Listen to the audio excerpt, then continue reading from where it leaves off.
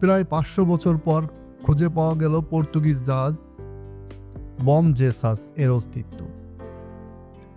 খুঁজে পাওয়া গেল এমন একটা জায়গায় যেখানে তাকে খুঁজে পাওয়ার কোনো সম্ভাবনার কথা কেউ কখনো ভাবেনি।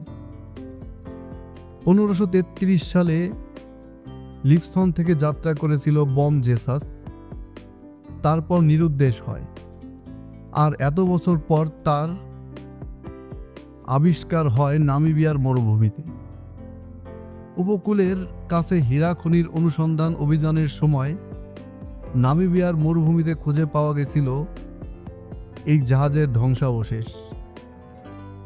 এটি আবিষ্কার না হওয়া পর্যন্ত জাহাজটির ভাগ্য বহু শতাব্দী ধরে অজানাই ছিল সকলের কাছে। পৃথিবীর বৃহত্তম পোলজি হল বসনিয়া ও হার্জেগোভিনাতে অবস্থিত লিভানস্কো পোলজি। বসনিয়া ও হার্জেগোভিনার ক্যান্টন 10 এর অন্তর্গত লিভানস্কো পোলজির গড় দৈর্ঘ্য 30 কিলোমিটার এবং গড় প্রস্থ 6 কিলোমিটার।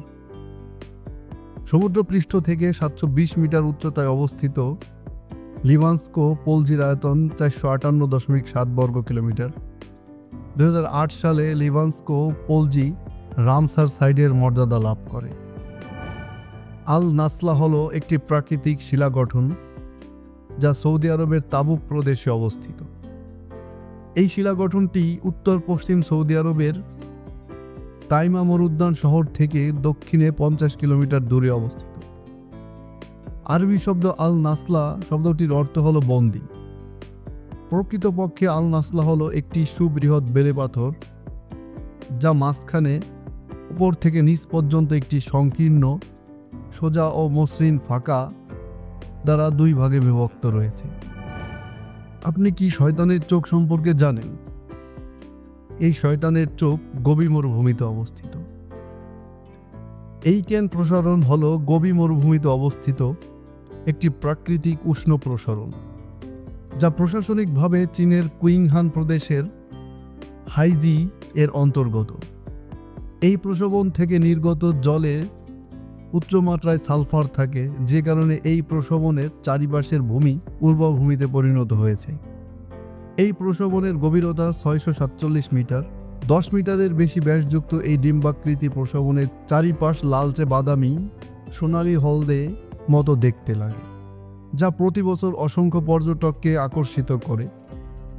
এই কেন প্রসবন উপর থেকে দেখলে অনেকটা চোখের মতো লাগে, তাই এই কেন প্রসবনকে শয়তানের চোখ বলে অভিহিত করা হয়। হীরক শিলা বা কিম্বারনাইট।